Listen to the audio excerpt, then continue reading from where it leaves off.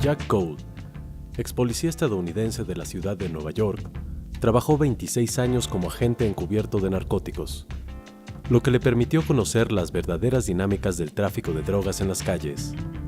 Actualmente, forma parte del Law Enforcement Against Prohibition, formada por 15,000 policías, jueces, promotores y agentes carcelarios del mundo, que defienden la legalización y regulación de las drogas como solución a la violencia desencadenada durante un siglo de prohibicionismo. Thank you. I am not just happy to be here, I'm proud to be here.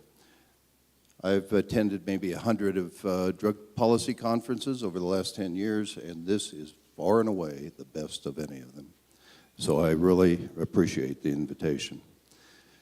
I'm also proud of the fact of what Ernesto just read. I was in Rio de Janeiro. I was one of those signers of that declaration. We were there for 3 days, and at the end of that 3 days, I happened to speak on the third day, and I do my regular talk, which you'll hear some of, not all of it, because I don't have time for that. But at the end of my talk, where I say the war on drugs is complete, not just a failure, it's far worse. It is a self-perpetuating, constantly expanding policy disaster. And the only way to do anything about it, it can't be repaired, it has to be ended. We have to end drug prohibition, which means one thing. We have to legalize drugs, legalize all drugs, so they can be regulated and controlled by us, not by the criminals. And after I got done speaking, a friend of mine, retired chief constable from Cambridgeshire, England, who was also there, a man named Tom Lloyd, stood up and said, I want to see a show of hands in here. How many of you police officers agree with Jack and me that we have to, in order to end the violence, we have to end drug prohibition. We have to end the war on drugs. 85% of those people stuck their hand up. And then he said, well, how many of you think we need to continue this war on drugs? And it was less than 5%. So the police get it. The police understand what's going on here. And they understand that nothing has worked. I spent 26 years in New Jersey State Police. When I retired detective lieutenant, I had already spent 14 of those years undercover in narcotics. I worked everything up to billion-dollar international heroin and cocaine rings.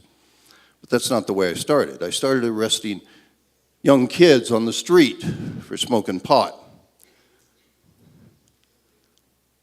At the end of my career, I was working those billion-dollar jobs, international trafficking organizations that didn't exist when we started the war on drugs. And I maintain that they exist today because of what we did in the war on drugs, a totally useless thing. I felt so bad about my part in implementing that war that when I retired, I sat down with 5 other police officers and we created this organization, Law Enforcement Against Prohibition. And before I tell you about it, let me explain to you what I explain every time I go to speak in another country. I didn't come here to tell you how to conduct your business or make your laws. I know you're perfectly capable of doing that. What I came here for was to warn you, no, actually to beg you, please don't follow the United States down the path of prohibition, because it is a path to despair, a path to disaster, a path to destruction.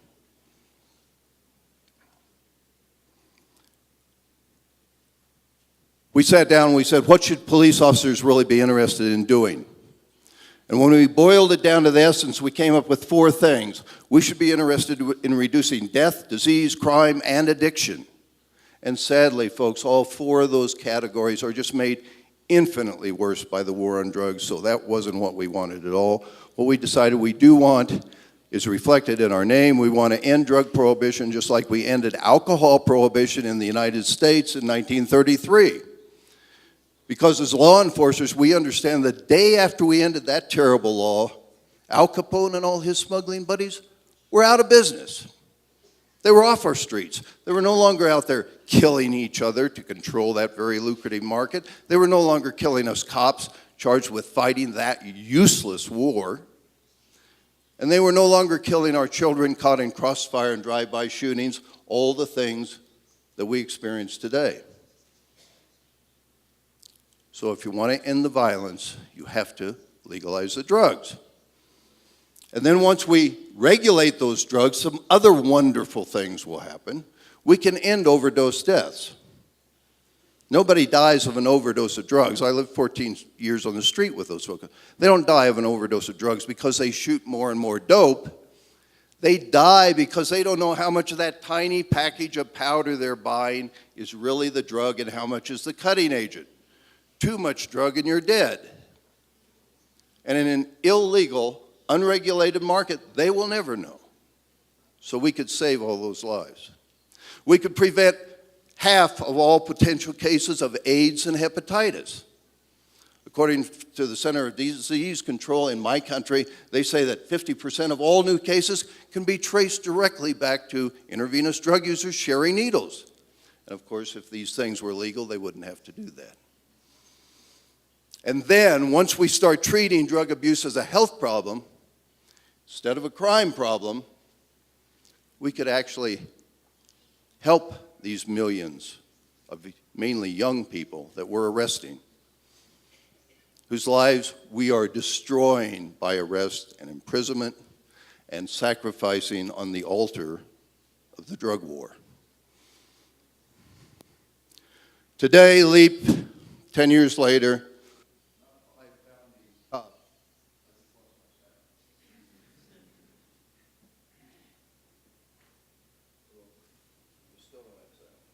test, yeah, okay. This one's back.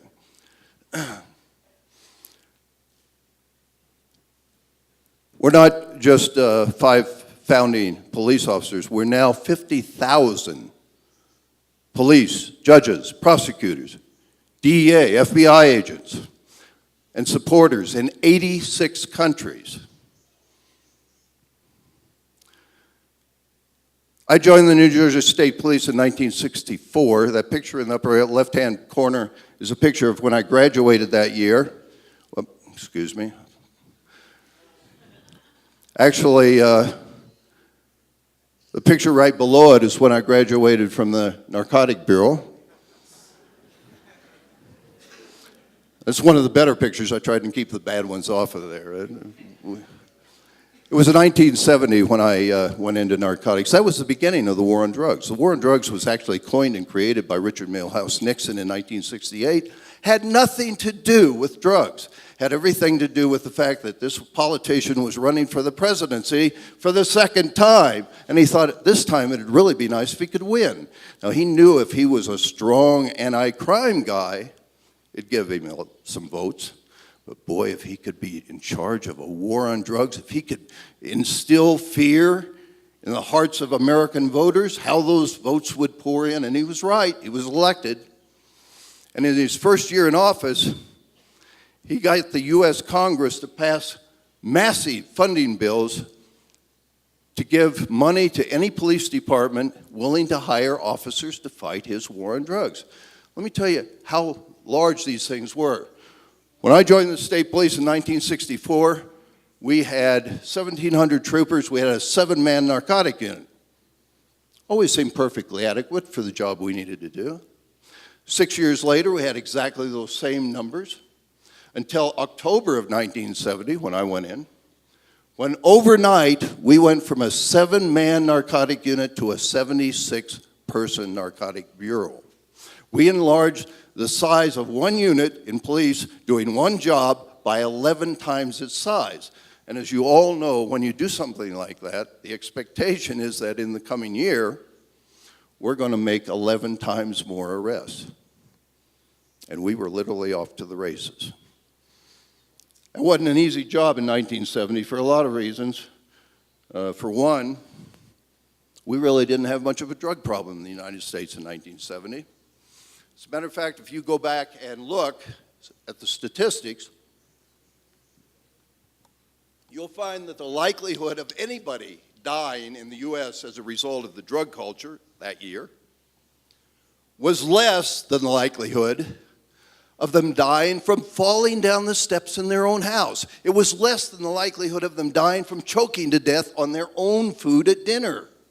But we started a war on drugs.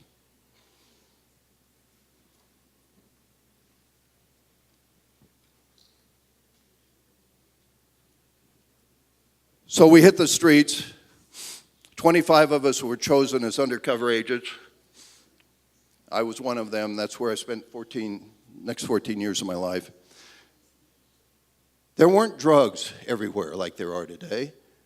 In order to find a drug dealer, you had to go to the big cities. And I was working in suburban New Jersey, 30 miles outside of New York City. So instead of targeting us against drug dealers, they targeted us against young people, people in college, people in high school, people in between. And come Friday night, they're off work, they're out of school for the weekend, somebody would say, hey, you want to get high? And if nobody said that, that was my job. And if anybody took us up on it, one of the friends, maybe have access to the family car, another way to get to the city, would go around to the other friends and say, hey, do you want to get high? The first person might say, nah, I got to study for a test over the weekend. Catch you next time. Next person, you want to get high? Yeah. While you're in New York, give me a couple joints. And the next person might say, well, I hear there's some good blotter acid out there. Give me a hit, if you come across it. And when they'd come to me, I'd put my order in for this same tiny little amount of drugs. Off they'd go to New York City. An hour later, they'd come back. And when they handed the drugs to their friends, when they handed it to me, they became a big-time drug dealer. Because that's what we labeled them, and that is what stuck. And we weren't making the arrest right there. We just gathered the evidence. I would stay in this group until I had everybody in the group, which was very easy, because these people weren't drug dealers. They were friends accommodating each other. They weren't making money at this. They weren't even getting their gas money back. So the second time that the group decided to get high, another person would go. And the third time, a different person. And I might be working 10 of those groups simultaneously in different towns. Me and 24 other undercover agents. Every 45 days to 2 months, we would amass about 100 people that we would have charges on. And we would swoop in at 5 o'clock in the morning with 350 cops, kick down their doors, drag them out in chains, and charge them with distribution of a controlled dangerous substance, for which they were going to jail for 7 years.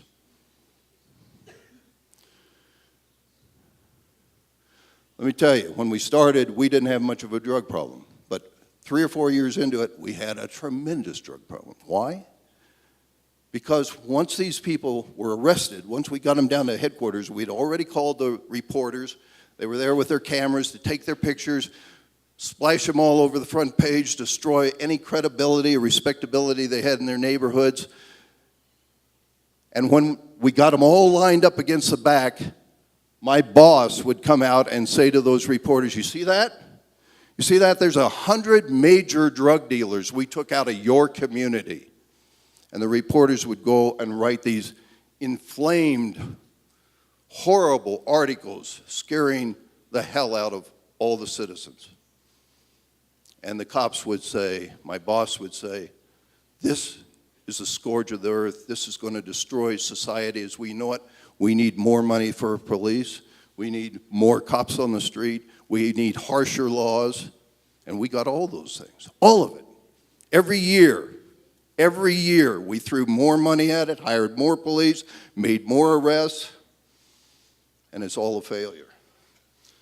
All right, let me flash through this and tell you how much of a failure it is. If the war on drugs really worked, 7 things should happen. Number 1 is drug purity. Number 1 is the drug supply should decrease. Has that happened? Well, not really. At the beginning of the war, we measured the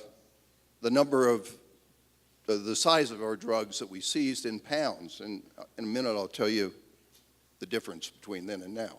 The second thing that should happen is drug purity should decrease. And if those 2 things happen, then the price should increase, right? And of course, if these 3 things happen, the outcome of that is that we will have less people using drugs, which will cause less overdose deaths, which will cause less drug prohibition murders, and finally, number 7, less drug violation arrests. Eventually, you got them all, right? Let's break this down and tell you what really happened. In each of these cases, the opposite has happened. As I say, at the beginning of the war, we measured individual seizures in ounces and in pounds. We called that weight. If you got very many seizures of a pound, you were a hero and you got promoted. What do we see today? We measure individual seizures in tons.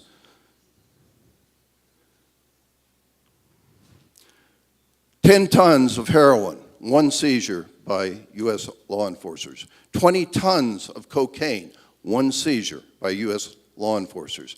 186 tons of marijuana, 1 seizure by U.S. law enforcers. And I just been told that on the TV this morning there was, 15 tons of methamphetamine seized in Mexico? And of course, the drug warriors get up there and say, this means we finally turned the corner. We finally made a dent in this. How many times have you heard that? And you'll always keep hearing it. What it means is the drug war is an absolute abject failure. The second thing, drug purity should decrease. Well, let me tell you, when I started buying heroin on the streets in New Jersey, street-level heroin was coming in at 1.5% pure.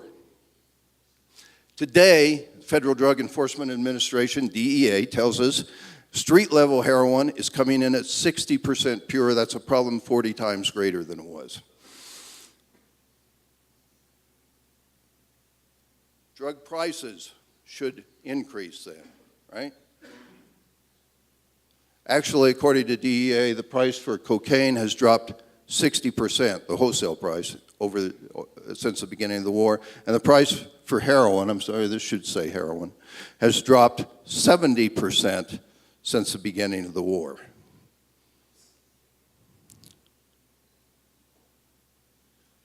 Drug use should decrease. Well, we all know that that's not so. But let me tell you the statistical fact of it. According to DEA, when we started the war on drugs, we had 4 million people in my country above the age of 12 who had used an illegal drug. That was 2% of that population. Today, DEA is telling us we have, 112 million people in my country above the age of 12 that's used an illegal drug. Folks, that's 46% of this population, and we got there under a war on drugs. Something's wrong here. How about drug overdose deaths? Seems if there's any way you should judge the efficacy of a program is, are we saving lives? Well, from the beginning of the war until 1979, we experienced about 28 heroin overdose deaths per 100,000 heroin users. But because of the tremendous increase in the purity level of this drug, today we're experiencing 141 deaths per 100,000 heroin users, 5-fold increase.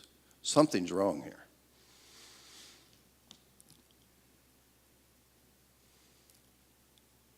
About drug prohibition murders. And I call them drug prohibition murders. These aren't drug-related murders. You know, the people that Al Capone hired under alcohol prohibition to commit the St. Valentine's Day massacre, which, by the way, was 7 people. We called that a massacre back then. They weren't high on alcohol when they did that. And the people hired by the drug cartels to create all these massacres you're experiencing here aren't high on drugs. This is just the way you conduct business under prohibition. The only way to end it is end the violence. 50,000 dead in your country in the last 5 years. And in other countries, it's even far worse. Venezuela has become one of the more recent transit countries from drugs from South America to Europe, and it has experienced 60,000 dead in murders in the same period of time. And put that in context, you know, the last year we were fighting the war in Iraq, the United States, we killed 5,000 Iraqis in a real shooting war. You're having more people murdered here from drug prohibition than die in real shooting wars. This stuff has to end. How about drug arrests? Well, that should end too. Eventually, you got them all, right? Well, that's not so. In 1965, we were arrested 65,500 people for nonviolent drug offenses, and by 2005, we were arresting 1.9 million people in my country alone for nonviolent drug offenses. 25 times as many. To fund this horrible war, longest war in our history, we have spent 1.5 trillion tax dollars. And what do we have to show for it? This. This is the cumulative amount of arrests over that 40 years. 41 million and counting. And for some reason it didn't come up, but it's 41 million and counting. Think of that number, 41 million arrests. That's a lot of money to waste, and 41 million people is a lot of lives to cripple. And you'd think, well, this would at least mean that we would have less drug addiction in my country. Not so either. You know, in 1914, when all drugs were legal in the country, our government told us 1.3% of the population of the country was addicted to drugs. So we made these drugs illegal. 56 years later, we're getting ready to start a war on drugs, and my country tells me, my government, 1.3% of the population is addicted to drugs. Can't have it. Got to start a war on these people. 40 years later, all these lives lost, all this money spent, 1.3% of the population is addicted to drugs. This is the only stat that hasn't changed in 100 years. But you know something? Some very important stats have changed, like this. This is the clearance rate for major crimes in the United States, and boy, is it dismal. If this is the clearance rate, then the opposite of that is unsolved crimes. 4 out of every 10 homicides in my country are unsolved. 6 out of every 10 reported rapes and arsons, unsolved. 7 out of every 10 reported robberies, unsolved. And 9 out of 10 reported home burglaries, unsolved. Let me point out to you that in 1963, before we had a war on drugs, our police officers were correctly credited with solving 91% of the murders. Today, we solve 61%. What happened? Did we suddenly all become incompetent? No.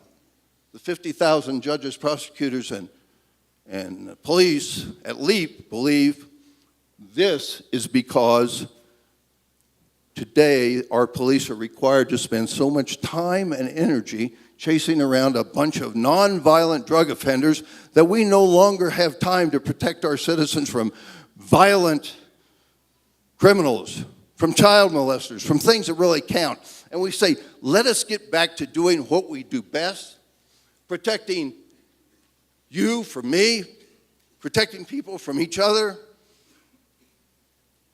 Police should never be put in the position of protecting an individual, him or her, from their self. And that is the role we've had to assume in this war on drugs. My time is up. Thank you.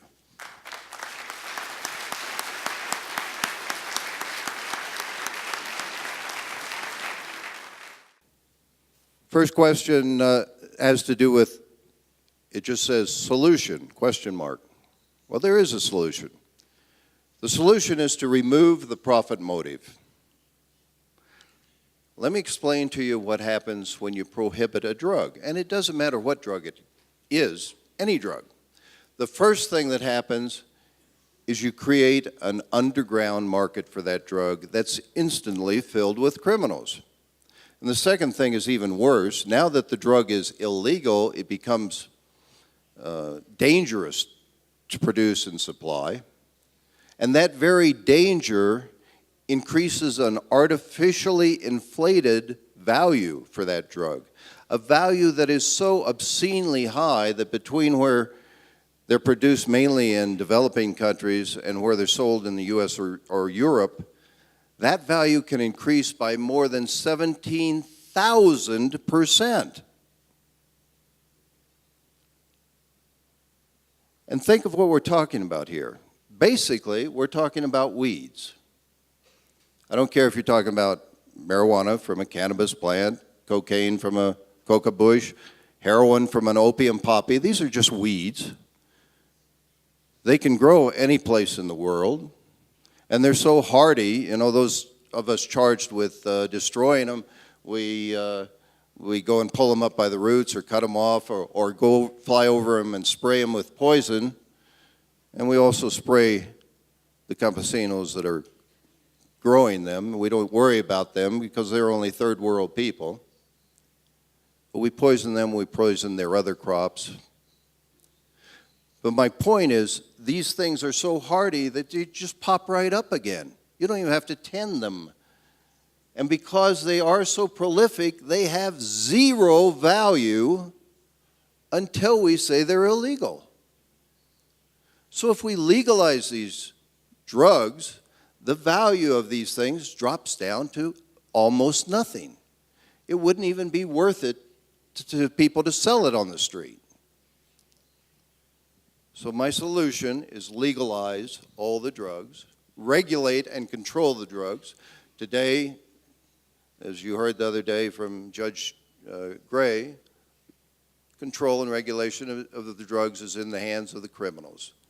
They tell us what drugs are going to be supplied, how potent they're going to be, what they're going to be sold for, where they're going to be sold, what age group they're going to be sold to.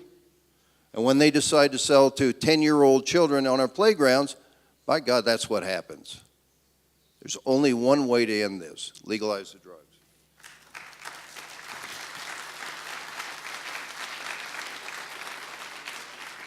Here's 2 or 3 very quick ones. The war on drugs is against dealers or consumers, question mark. The war on drugs is a total misnomer. This is not a war on drugs. This is a war on people. It's a war on our children, a war on our parents, a war on ourselves.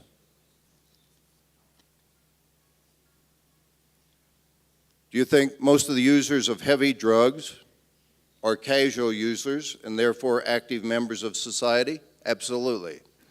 40% of regular heroin users are full-time employed people who have never been arrested, probably never will be arrested.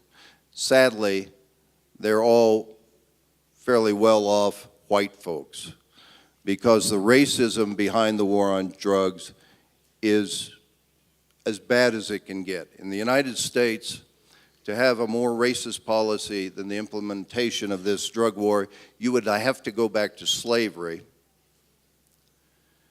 You know, 13% of our population is black.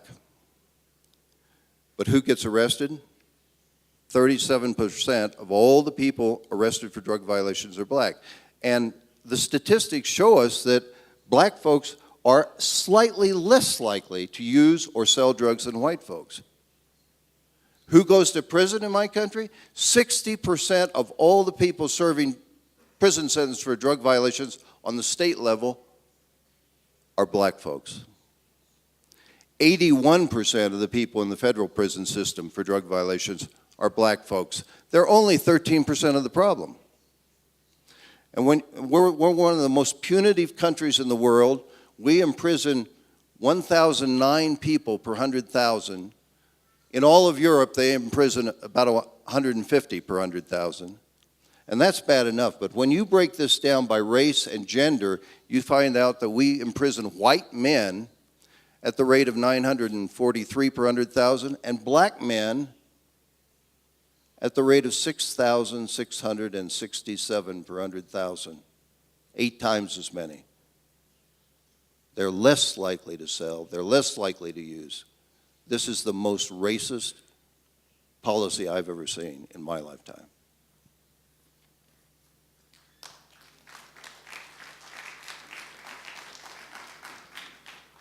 And by the way, of course, the arrest and imprisonment of Hispanics is also much higher than that of white folks. But I don't talk about that because Hispanics is a term that, doesn't really describe a person's color. You have black Hispanics, white Hispanics. And when police make an arrest, they have 3 choices: white, black, or Hispanic. If you get a racist police officer out there who only stops black folks, and when he's arresting one of these people and he finds out they're Hispanic, that's like a gift to him because he doesn't have to write down, "I arrested another black person." Why does the U.S. remain committed to the war on drugs if this approach is widely considered a failure? It's all about the money, folks. $70 billion of our tax money spent on fighting the war on drugs every year. Almost all of that money goes into the coffers of police departments. The police in my country, all of their overtime is effectively paid for by the war on drugs. And this is before you even talk about corruption. This is before you even mention the forfeiture laws, which we have, which is literally a license to steal. If you catch somebody in a $500,000 house with an ounce of marijuana, it's no longer their house, it belongs to the government. And it goes up on auction, thanks to the forfeiture law, and that money is split between the police department where they made the arrest and the district attorney's office in the county that prosecutes it. It's got to change. Why hasn't our institution made public so the whole country will know the horrible, unjust crimes some people in your government are doing? We talk about it every day. Every year we make over 1,000 presentations. All we are is a speakers bureau. We have 170 speakers today. We're growing every day. And we speak for nothing. We'll go anywhere where an audience will invite us. And we tell the truth. And we have a credibility that nobody else in drug policy has. It's sad, but it's true. Because we spent our entire adult lives, our whole career, fighting against drug abuse. So when we say you have to legalize and regulate these drugs, people listen. About 80% of our audience agrees with us when they walk out the door, no matter where we go in the world. Thank you.